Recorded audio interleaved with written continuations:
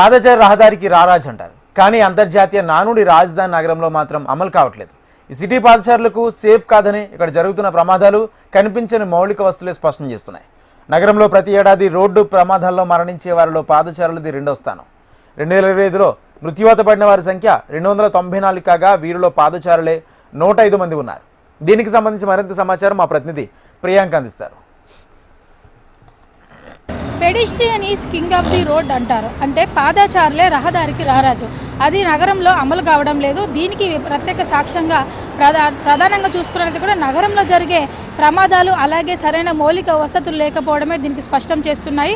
ప్రతి ఏడాది జరిగే రోడ్డు ప్రమాదాల్లో పాదచారులది రెండో స్థానం. ఎక్కడ ఏ ఫుట్పాత్ చూసుకున్నా కూడా అది పూర్తిగా చిరు వ్యాపారులచే ఆక్రమించుకోపోవడం, కనీసం పాదచారులు నడవడానికి ప్లేస్ లేకపోవడము, దాంతోపాటు అస్తవ్యస్తంగా చెదిరిన ఫుట్పాత్ ఉండడంతో కూడా మరో కారణం అని కూడా చెప్పొచ్చు. రోడ్లు దాటేటప్పుడు కావచ్చు, ఫుట్పాత్ పైన నడిచేటప్పుడు కావచ్చు, పాదచారులకు ఎక్కడ సేఫ్టీ లేదని కూడా స్పష్టమవుతుంది. నగరంలో ప్రతి ఏడాది రోడ్డు ప్రమాదాల్లో మరణించే వారిలో పాదచారులకు రెండో స్థానం. ఈ ఏడాది మృత్యువాత పడిన వారి సంఖ్యలో మొత్తం చూసుకున్నట్లయితే కూడా 294 ఉండగా వీరిలో పాదచారులు 105 మంది దాకా ఉన్నారు. అంటే 35.71% అన్నమాట. ఈ పరిస్థితి తలెత్తడానికి అనేక కారణాలు అయితే ఉన్నాయి. నగర ట్రాఫిక్ పోలీసులు ఏటా ప్రమాదాలపై విశ్లేషణ నిర్వహిస్తారు.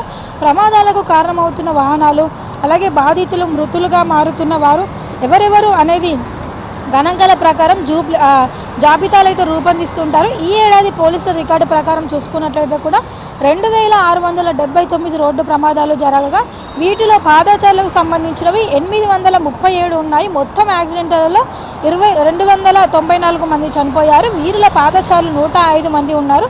రోడ్డు ప్రమాదాల్లో బాధితులుగా మారుతున్న వారిలో ముఖ్యంగా టూ వీలర్స్ కావచ్చు. టూ వీలర్స్ అయితే తొలి స్థానంలో ఉన్నారు.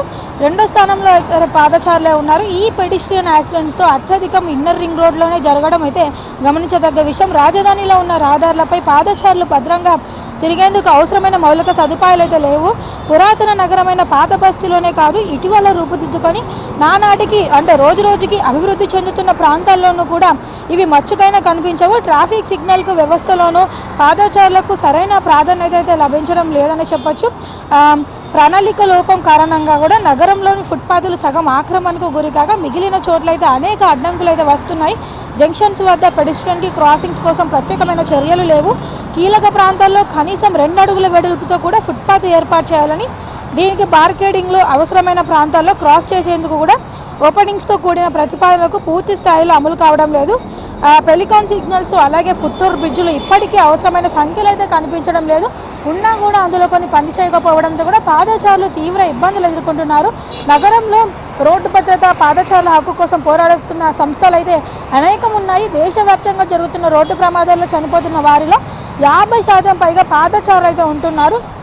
సిటీలో చూసుకున్నా కూడా పరిస్థితి దాదాపు ఇలానే కనిపిస్తుంది.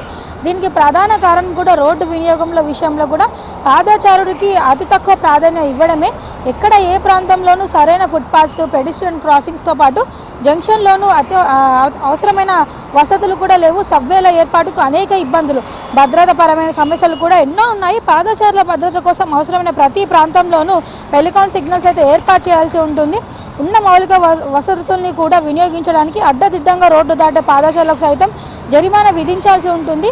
చాలా దేశాల్లో కూడా ఇదైతే అమలవుతుంది. మన నగరంలో చూసుకున్నట్లయితే కూడా అంటే విచ్చలవిడిగా ఎవరికి నచ్చినట్లు వారు కూడా ఇటు చిరు వ్యాపారులు కూడా కొంతవరకు అయితే ఈ పాదచారులు నడవడానికి వీలు లేకుండా ఫుట్పాత్ అంతా కూడా ఆక్రమించేస్తున్నారు. మరోవైపు స్పీడ్గా వచ్చే వెహికల్స్ కూడా పాదచారులు రోడ్డు పక్కన నడవలేని స్థితిలో ఉన్నప్పుడు కూడా అంటే నడిచేటప్పుడు కూడా స్పీడ్గా వచ్చే వెహికల్స్ కూడా వారికి తాకడం వల్ల కూడా ప్రమాదాలు జరుగుతున్నాయి. కొన్ని చోట్ల ముఖ్యంగా రద్దీగా ఉన్న ప్రదేశాల్లో చూసుకున్నట్లయితే కూడా అక్కడ ఫుట్ఓవర్ బ్రిడ్జ్ నిర్మించినప్పటికీ కూడా నడవడానికి వీలు లేకుండా లిఫ్ట్ పనిచేయకపోవడంతో కూడా చిన్నారులు కావచ్చు, వృద్ధులు కూడా తీవ్ర ఇబ్బందులు ఎదుర్కొంటున్నారు. అంతా ట్రాఫిక్లో రోడ్డు తోటాలంటే కూడా ప్రాణాలు అరచేతిలో పెట్టుకొని దాటాల్సిన పరిస్థితి ఉంది. మరోవైపు ఫుట్పాత్లు కూడా అస్తవ్యస్తంగా ఉండడంతో నగరంలో పాదచారులకి భద్రత లేకుండా పోతుంది. దీనిపైన ఇప్పటికైనా సరే సంబంధిత అధికారులు అయితే దృష్టి పెట్టాలని కూడా నగర వాసులు కోరుతున్నారు. వీడియో జర్నలిస్ట్ ప్రసాద్తో ప్రియాంక.